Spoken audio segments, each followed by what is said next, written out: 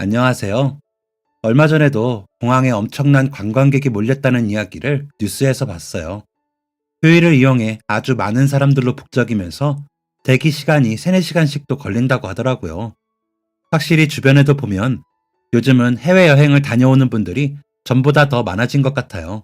예전에는 주변의 제 또래들 중에서는 해외에 다녀온 사람 찾기가 힘들었는데 요즘은 또 다르더라고요. 저도 처음으로 공항에 갔을 때 생각보다 제 나이 또래의 사람들이 많아서 깜짝 놀랐어요. 심지어 여러 번 해외에 다녀온 사람들도 있었다길래 신기하더라고요.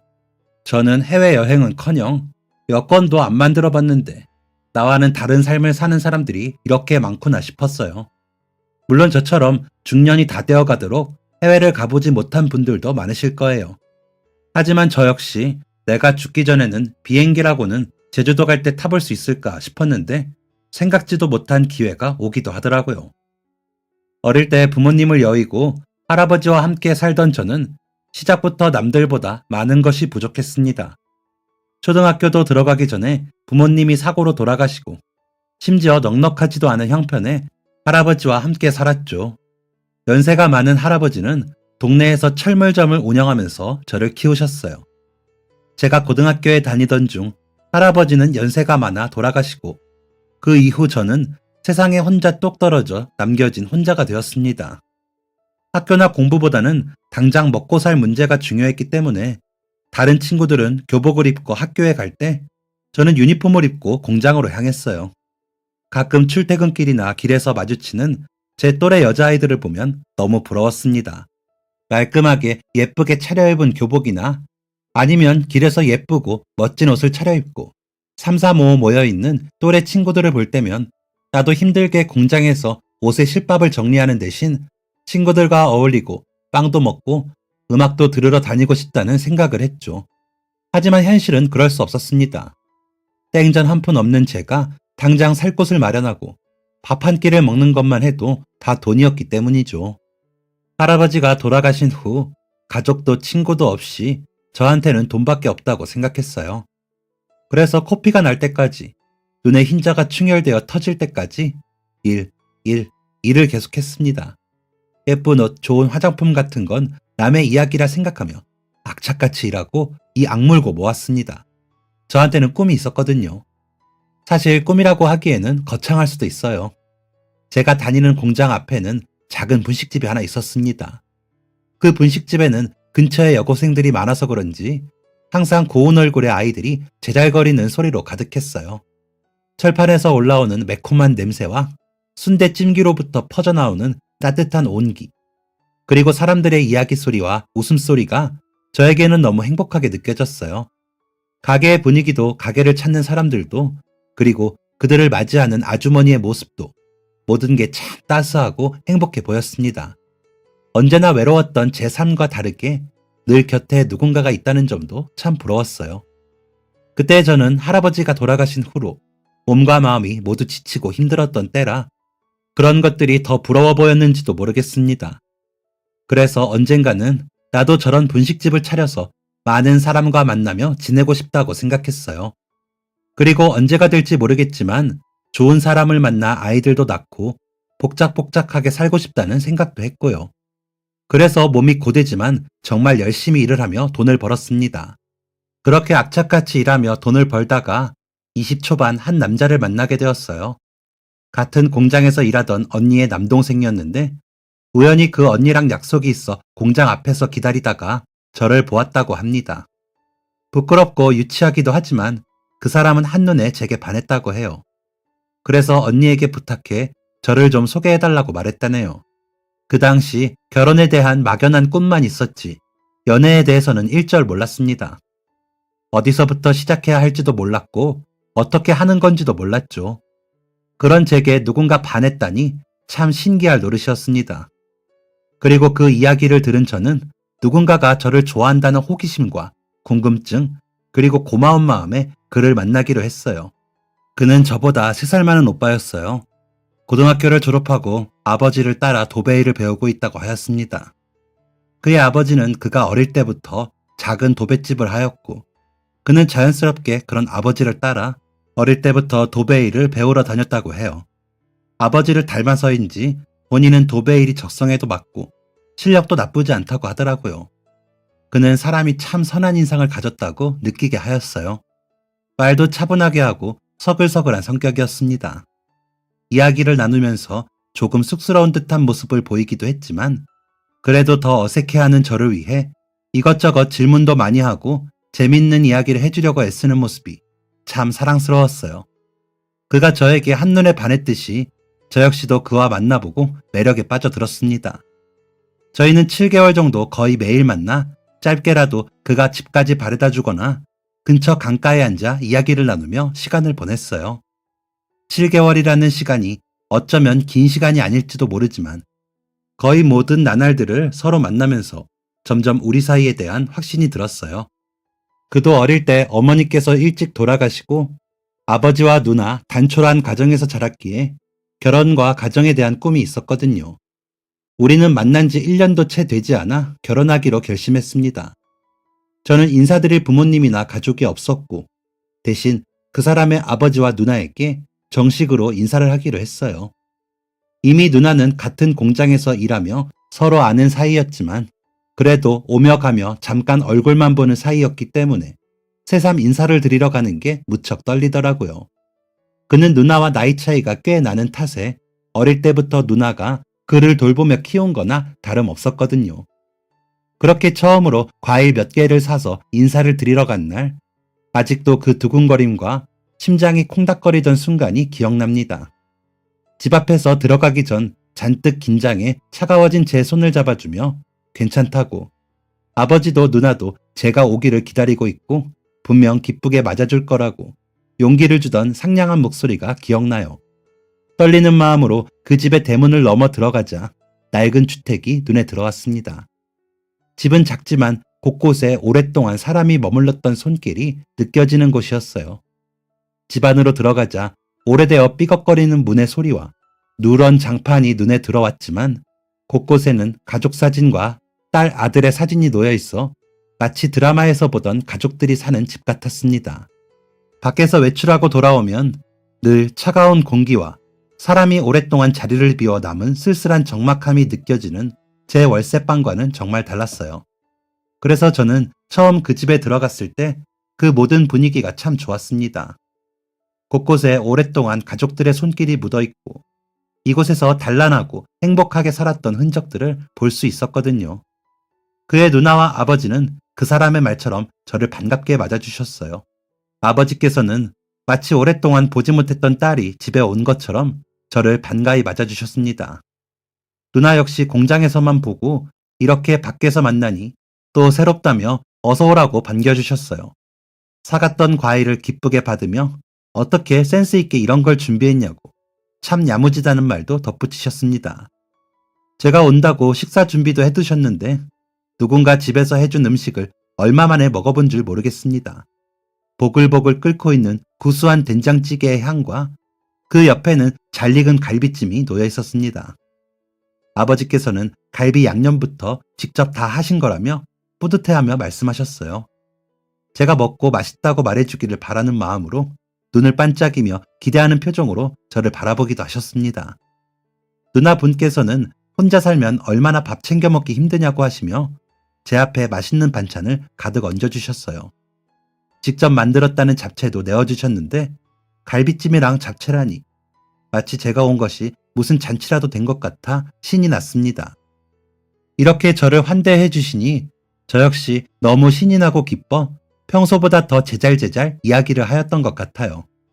이런 가족이 있는 사람과 결혼하면 참 행복하겠다고 생각하며 부디 이분들이 저를 마음에 들어 해서 결혼을 할 수 있었으면 좋겠다고 생각했어요.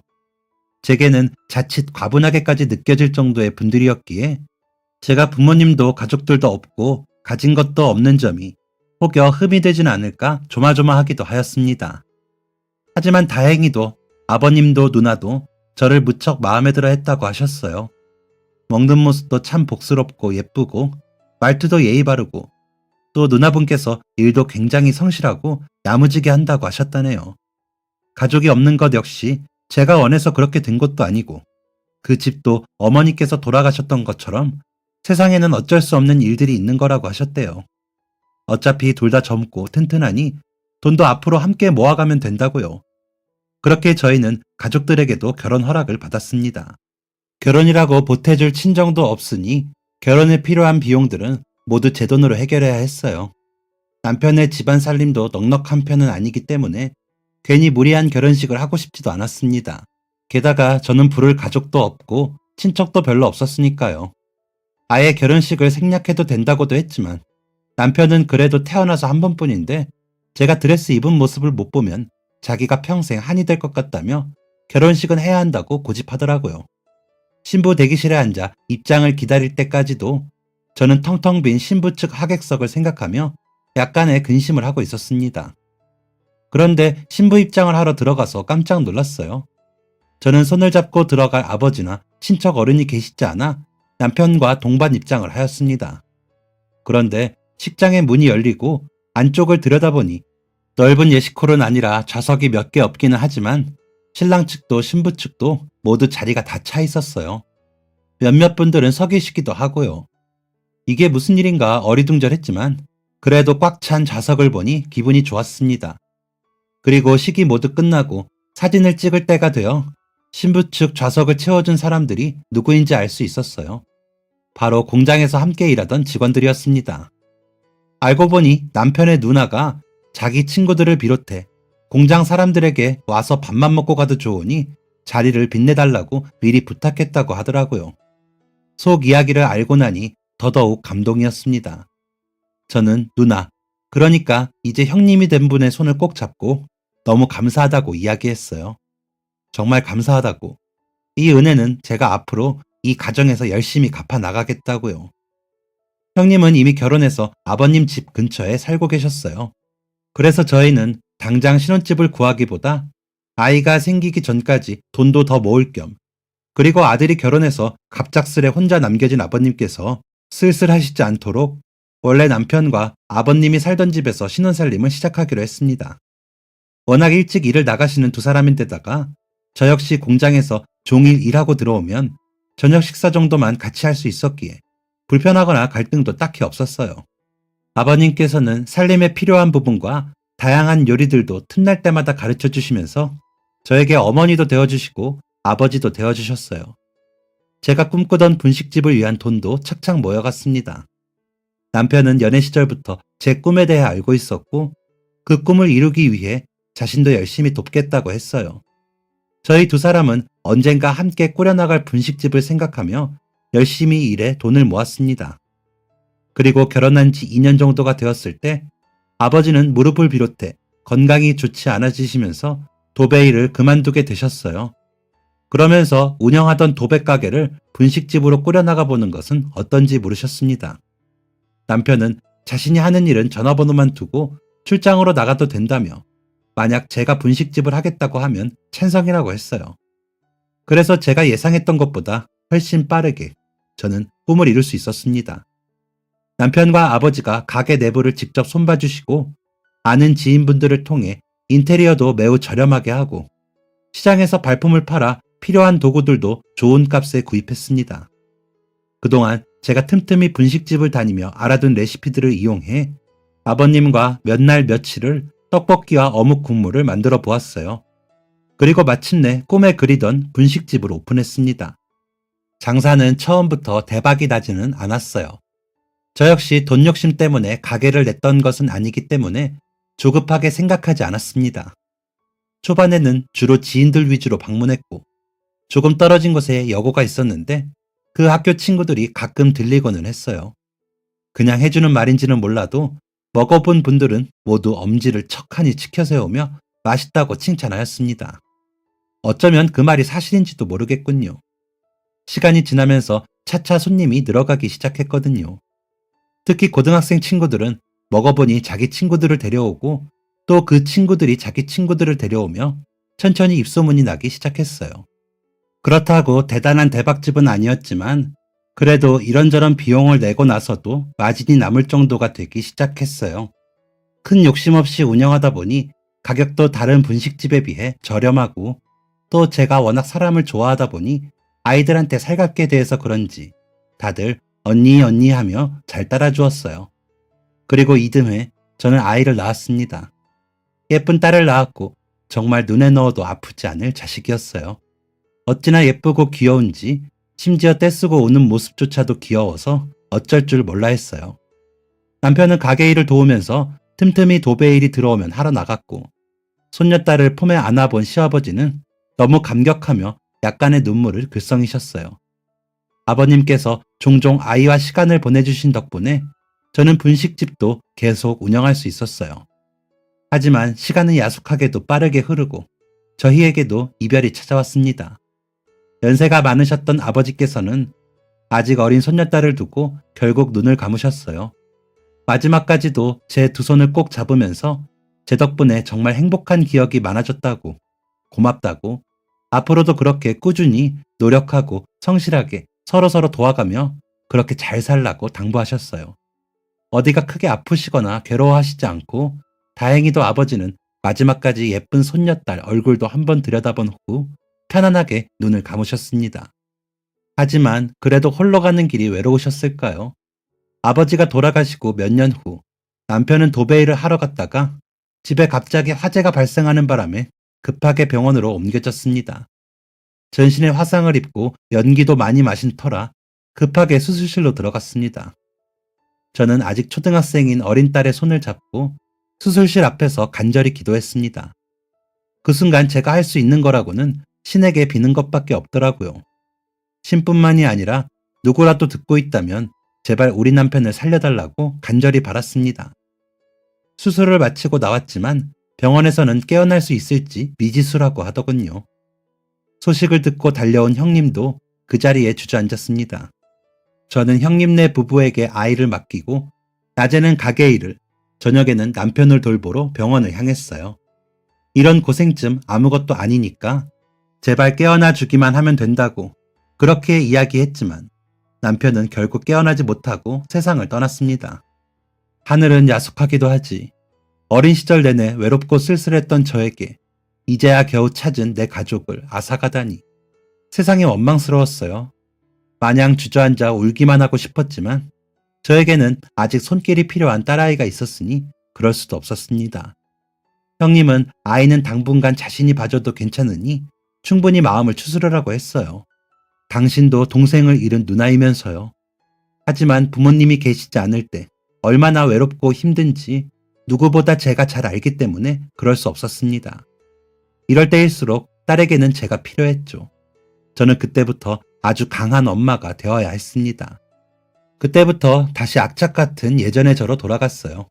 아버지 없다고 어디서 무시당하게 하지 못하려면 우리 딸을 위해 돈을 모아야 한다고 생각했거든요.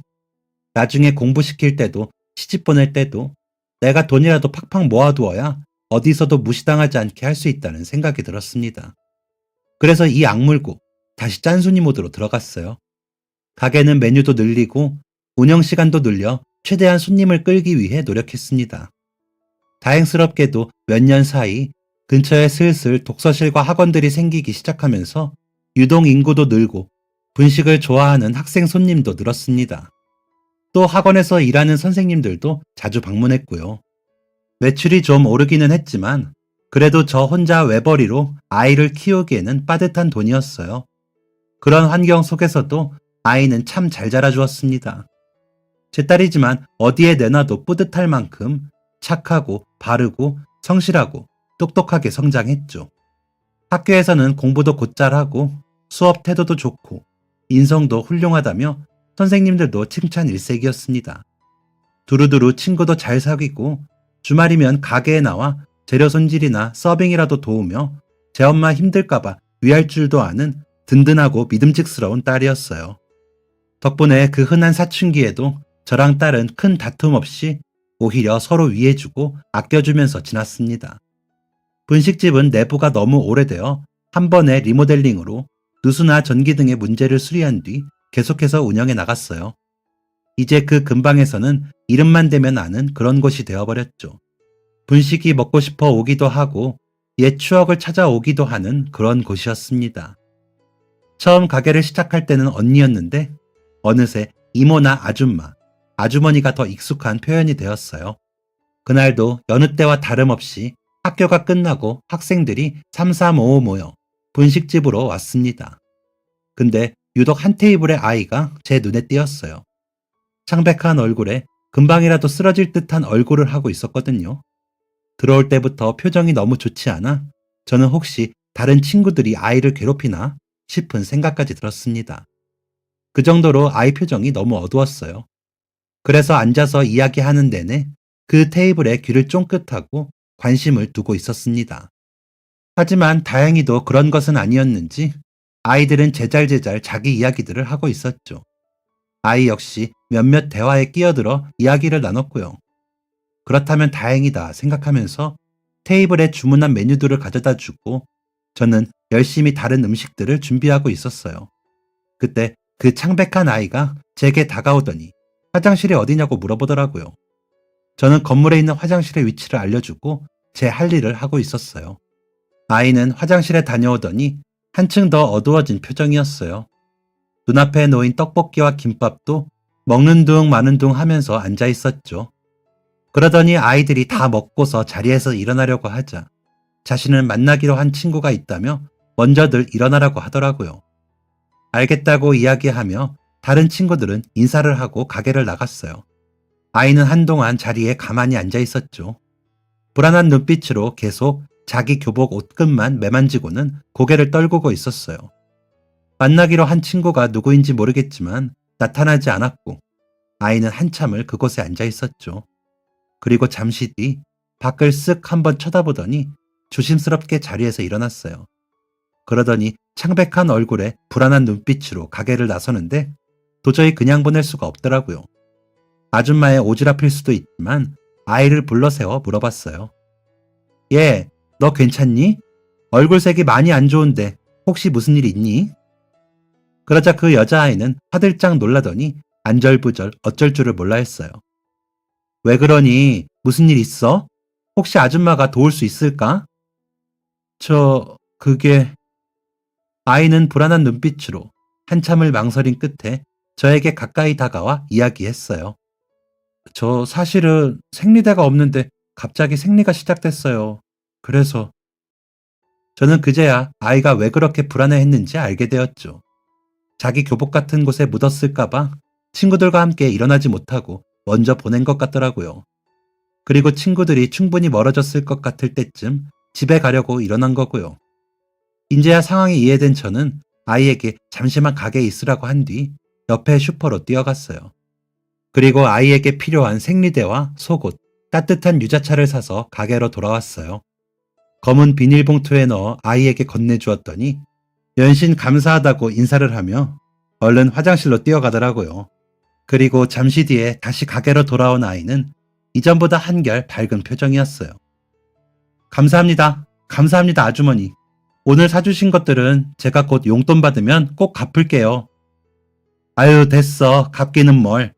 나도 여자라서 이런 일 생기면 얼마나 난처하고 난감한지 잘 알아서 해준 것뿐이야.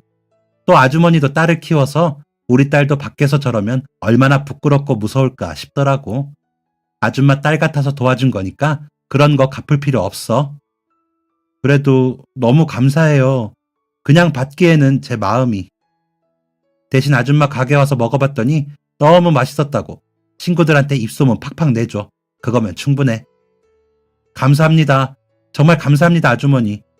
그래, 얼른 들어가 봐. 아이의 밝은 미소를 보니 참 다행이다 싶은 생각이 들었어요. 들어올 때부터 창백한 얼굴에 어두운 표정이 너무나 신경 쓰였는데 그래도 제가 도울 수 있는 부분이었기에 아이가 저렇게 다시 웃으며 돌아갈 수 있었으니까요. 잠시 후 학원이 끝난 딸내미가 들어왔어요. 도와주겠다며 자리를 정리하는데 아까 그 아이가 체육복 바지를 깔고 앉아있다가 놓고 갔나 보더라고요. 엄마, 여기 누가 옷 두고 갔다. 그래? 아까 너희 학교 애들이 몇 명 왔다 갔는데 그중 한 명인가 보다. 아, 진짜? 근데 여기 이름표 보니까 나 아는 애야. 어머, 그래? 친해? 아는 사이면 갖다 주면 좋아할 것 같은데. 아, 친하지는 않은데 그래도 어느 반인지는 알아. 나 점심 같이 먹는 친구가 얘네 반이라서 종종 봤었거든. 그럼 내가 내일 갖다 줄게. 근데 딸아이는 잠시 옷을 살펴보더니 저에게 들고 와서 보여줬어요. 보니까 옷의 밴드 부분이 다 해져서 고무줄이 드러나 있더라고요. 그러고 보니 저희 딸아이 체육복이랑 색상도 좀 다르고 주머니 모양도 다른 것 같았어요. 어머, 여기가 해져서 고무 부분이 보이네.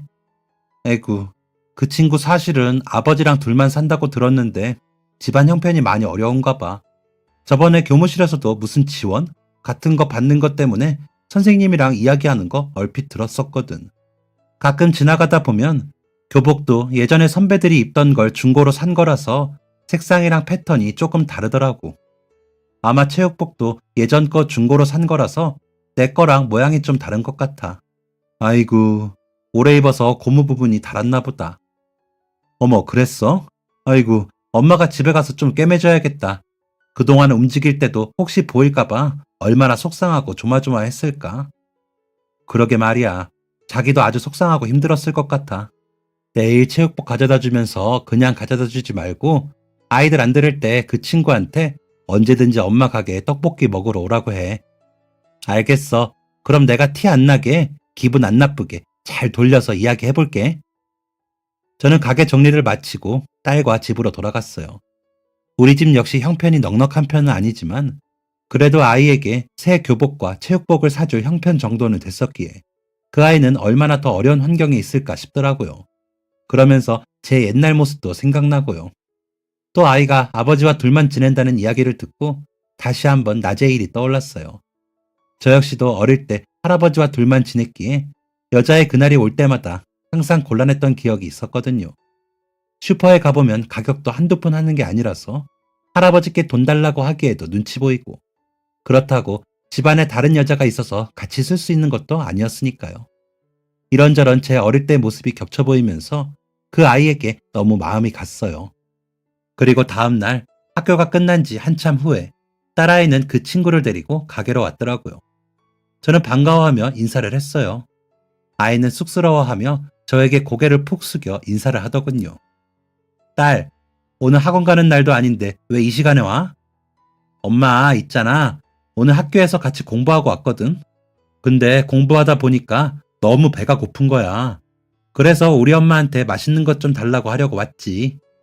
어머, 그랬구나. 잘했네. 아이고, 우리 어제도 만났지? 또 보니까 너무 반갑다. 알고 보니 딸아이는 가게에 먹으러 오라고 하면 그 친구 성격상 오지 않을 것 같아서 일부러 같이 공부하자며 그 친구를 붙잡아 학교에서 공부하고 마감 시간에 맞춰서 친구를 가게로 데려왔더라고요.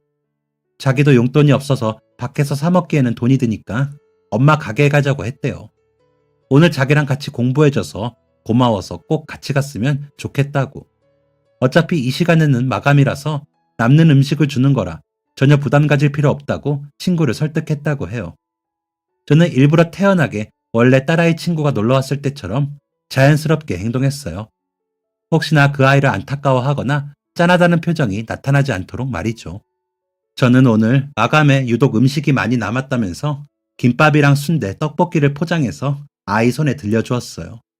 아이는 괜찮다면서 이런 거 안 주셔도 된다고 한사코 거절했지만 남으면 다 버려야 한다고 아이를 설득해서 보냈죠.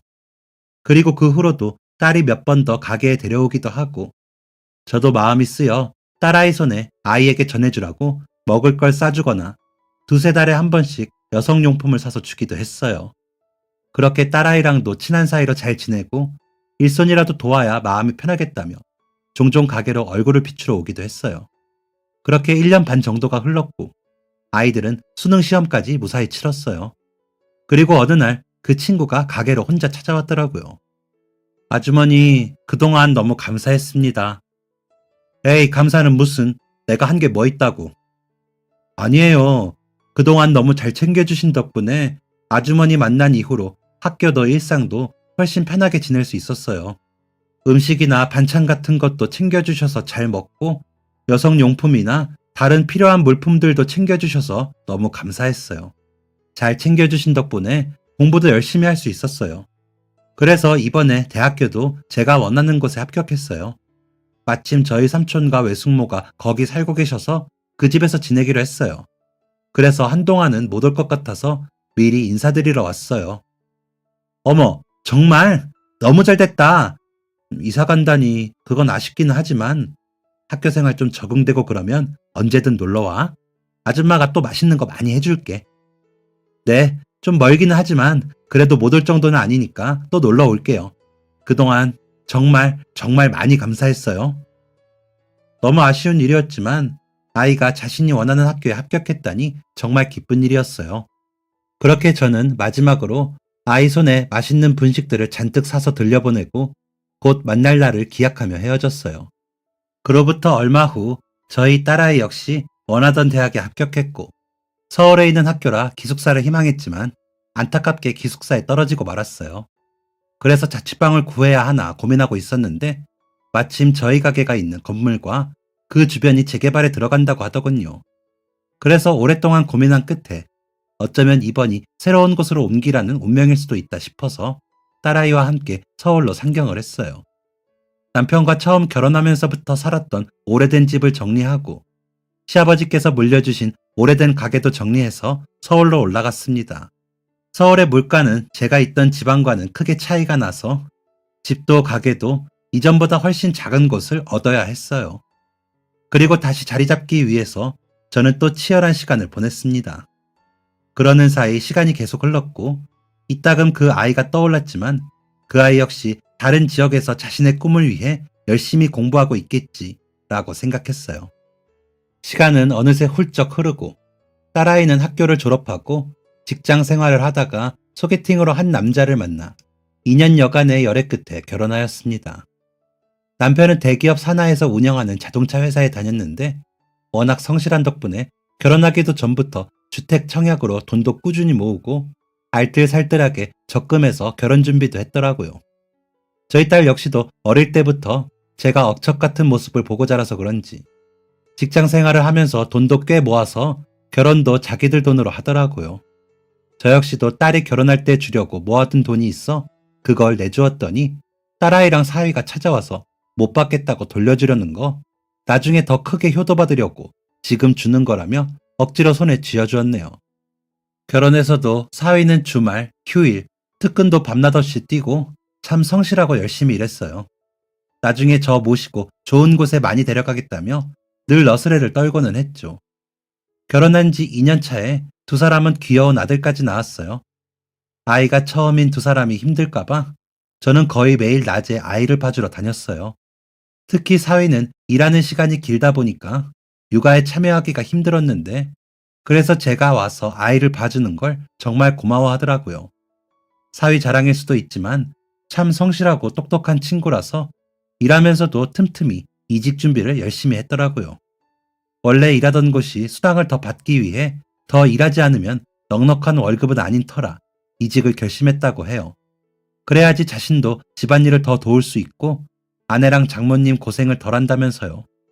그래서 원래 일하던 곳보다 더 좋은 조건의 회사로 이직에 성공했어요. 그리고 저는 손주가 너무 귀여워서 종종 아이를 보러 놀러 갔어요. 손주는 무럭무럭 건강하게 자랐고 딸아이도 회사에 복직하고 사위도 수입이 더 생기면서 두 사람은 전보다 훨씬 생활이 안정적으로 변해갔어요. 자기들이 모시겠다며 저에게 가게를 그만두라고도 이야기했는데 사실 저는 분식집 일을 좋아서 하는 거라 괜찮다고 사양했죠. 우리 귀여운 손주는 어느덧 유치원에 다니는 나이가 되었어요. 그러더니 어느 어버이날 딸아이와 사위가 자신들이 준비한 선물이라며 뭐를 내밀더라고요. 이게 뭐냐고 물어보니 뜯어보라고 하길래 안을 열어보고 깜짝 놀랐어요. 안에는 비행기표가 들어있었거든요. 무려 하와이 여행이었어요. 알고 보니 둘이서 제가 그동안 비행기 한 번도 못 타봤다는 이야기를 듣고 해외여행을 모시고 가면 좋겠다고 생각했대요. 그래서 둘이서 돈을 모아서 이번에 해외로 가족여행을 계획했다고 하더라고요. 그동안 자신들도 일하고 저도 가게를 하느라 제대로 쉬어보지도 못했고 자신들이 편하게 일을 할 수 있도록 손주까지 봐줘서 정말 고마웠다면서요. 뭐 이런 걸 다 준비했냐고 너희들끼리 재밌게 다녀오라고 했지만 그러면서도 첫 해외여행에 그것도 미국에 간다는 생각에 너무 신나고 기쁘더라고요. 드디어 나도 비행기라는 것을 타본다고 하면서 신이 났어요. 그리고 여행 당일 너무 신나는 마음으로 비행기에 탑승했죠. 4살 난 손주 녀석도 여행 간다는 사실에 들떠서 그런지 옆에서 제잘제잘 신이 났더라고요. 저 역시도 처음으로 타는 비행기에 너무 들떠서 최대한 티 내지 않으려고 했지만 엉덩이가 계속 들썩거렸어요. 그리고 처음으로 기내식이라는 것도 먹어봤죠. 그런데 제 가족이 너무 들뜬 탓이었을까요? 기내식을 먹는데 옆에서 갑자기 아이가 콜록거리는 소리가 들렸어요. 옆을 보니 아이가 얼굴이 빨개져서는 숨을 힘겹게 쉬고 있더라고요. 저희는 깜짝 놀랐고 저도 모르게 큰 소리로 아이에게 괜찮냐고 소리쳤어요. 그러자 다른 승객분이 웅성거리며 저희를 쳐다보기 시작했죠. 저희는 자리에서 일어나 아이의 등을 두드려도 봤는데 효과가 없었어요. 아이는 계속해서 금방이라도 숨이 끊어질 듯이 힘들어했어요. 딸도 사위도 그리고 저도 등을 두드리는 것 말고는 대체 어떻게 해야 할지 몰라서 얼굴이 하얗게 질려가고 있었죠. 그리고 이 소란스러움을 듣고 승무원분들이 달려오셨어요. 아이에게 연신 괜찮냐고 물어보더니 등을 두드려보고 그런데도 아이가 계속 숨을 제대로 쉬지 못하자 한 승무원분이 오셔서 아이를 뒤에서 안아서 손으로 배인지 가슴팍인지를 누르더라고요. 나중에 들어보니까 하임리히라는 음식물이 걸렸을 때 하는 응급조치라고 해요. 저도 텔레비전에서 몇 번 본 적이 있는데 그때는 그냥 지나쳤는데 이런 상황이 생길 줄 알았다면 미리 연습을 해둘 걸 싶더라고요. 다행히 몇 번 그렇게 힘을 주니 아이 목에서 완두콩 같은 게 튀어나왔어요. 그제야 아이가 제대로 숨을 쉬기 시작하더라고요. 저희도 겨우 한시름을 덜었어요. 자리에서 일어나 그 승무원분에게 너무 감사하다고 덕분에 손주를 살릴 수 있었다고 인사를 하는데 서로 얼굴을 마주치고 잠시 하고 쳐다봤어요. 그 승무원분과 잠시 얼굴을 빤히 쳐다보다가 승무원분이 먼저 저에게 아주머니 하면서 아는 척을 하더라고요. 그제야 저는 앳된 고등학생이던 시절에 그 아이 모습이 떠올랐어요. 세상에 어떻게 여기서 만나냐며 이게 무슨 일이냐며 저희는 서로의 손을 붙잡고 반가움의 눈물을 글썽이며 인사를 했어요. 우선 저희 때문에 식사 시간이 아수라장이 된 탓에 인사만 급하게 나누고 각자 자리로 돌아갔어요. 그리고 내리기 전에 그 아이가 자신의 연락처를 적어주면서 밀린 이야기를 나누자고 꼭 연락 달라고 하더라고요. 저희 딸아이도 오랜만에 반갑게 인사를 하고 우리 가족은 무사히 하와이에 내릴 수 있었어요. 다행히 여행이 끝날 때까지 온 가족이 모두 무사히 건강하게 여행을 마칠 수 있었어요. 그리고 저는 한국에 돌아와서 받았던 연락처로 문자를 남겼죠. 그랬더니 마침 자기가 내일부터 쉬는 날이라고 제가 있는 곳 근처로 찾아오겠다고 하더라고요. 저는 분식집 위치를 알려주었고 그 아이는 서울에서도 분식집을 하시냐며 너무 반가워했어요. 그리고 다음날 아이는 양손에 무슨 선물을 바리바리 싸들고 가게로 찾아왔더라고요. 이게 다 뭐냐고 했더니 제 생각이 나서 면세점에서 이것저것 샀다고 하더라고요. 비싼 화장품 세트도 있길래 뭘 이런 걸 사냐고 화들짝 놀라 타박했어요. 에이, 그때 저한테 해주신 게 얼마나 많은데요. 꼭 인사드리고 식사라도 대접하고 싶었는데 아직 분식집 하신다길래 오랜만에 아주머니가 해주시는 떡볶이 먹고 싶어서 다른 선물로 대신 사왔어요. 저는 이제 아가씨가 된 아이에게 얼른 앉으라고 한 다음 떡볶이, 튀김, 순대, 어묵을 한 상 차려서 내어줬어요. 아이는 이 많은 걸 어떻게 다 먹냐고 하면서도 한 입씩 먹을 때마다 너무 맛있다고 연신 감탄하면서 먹어주더라고요. 오랜만에 만났는데 이렇게 예쁘게 잘 자라고 행복하게 웃는 모습을 보니 저까지 기분이 너무 좋아졌어요. 저희는 그동안 어떻게 지냈는지 서로 밀린 이야기도 나누었어요. 알고 보니 제가 분식집을 옮긴 줄 모르고 대학 들어가고 1년 뒤에 가게를 찾아왔다고 하더라고요. 자기도 대학 입학하자마자 아르바이트를 하며 학교에 다니느라 정신없이 바빠서 겨우 시간이 나서 돌아왔더니 분식집이 없어졌었다고 했어요. 주변 상인분들한테 물어보고 싶었지만 그 근처가 다 공사 중이라 물어볼 곳도 없었고 저희 딸아이랑도 연락이 닿지 않아서 제 소식이 너무 간절했지만 들을 수 없었다고 하더라고요. 그 후로도 자기가 대학 다닐 때도 그리고 학교를 졸업하고 나서 승무원에 합격했을 때도 제 생각이 참 많이 났다고 해요. 지금 가까이 지냈으면 이렇게 기쁜 소식도 알려드리고 맛있는 것도 사드릴 텐데 자신이 드디어 돈을 벌기 시작했는데 보답하고 싶은 제가 없어서 늘 아쉬웠다고요. 그래서 비행기에서 다시 만났을 때 그리고 마침 자신이 구해주었던 아이가 제 손주인 걸 알았을 때 이건 그동안 자신이 받은 것을 드디어 은혜로 보답할 기회였다고 생각했다네요. 밀린 이야기를 나누면서 저희 딸아이한테도 그 친구가 놀러왔다고 이야기하자 회사가 끝나자마자 가게로 찾아왔어요. 오랜만에 셋이서 마치 두 아이가 여고생 때로 돌아간 것처럼 폭풍 수다를 떨면서 저녁달이 뜰 때까지 시간을 보냈어요. 그 후로도 저희는 종종 같이 만나 식사도 하고 커피도 마시면서 지내고 있어요.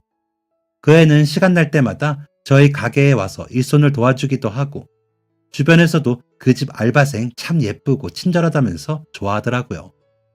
집에 초대해서 같이 식사도 하고 저희 손주한테도 이모 노릇을 얼마나 잘하는지 마치 저한테 딸이 하나 더 생긴 듯한 기분이에요. 사실 저도 그동안 그 애가 잘 지내고 있는지 생각하고는 했었는데 이렇게 우연한 기회로 다시 만나게 되어 참 매우 기뻐요. 기억에 남는 좋은 사람들은 이렇게 다시 만나도 좋은가 봐요. 오랜 시간을 돌고 돌아 만난 인연인 만큼 앞으로는 서로 멀어지는 일 없이 서로서로 돕고 아껴주면서 잘 살았으면 좋겠어요. 그리고 제가 키운 건 아니지만 이 자리를 빌려 어려운 환경 속에서도 참 잘 자라줘서 정말 고맙다고 이 아줌마가 너무 뿌듯하고 자랑스럽다고 이야기해주고 싶네요. 지금까지 사연 들어주셔서 감사합니다. 사연이 재밌으셨다면 구독과 좋아요를 눌러주세요. 감사합니다. 안녕히 계세요.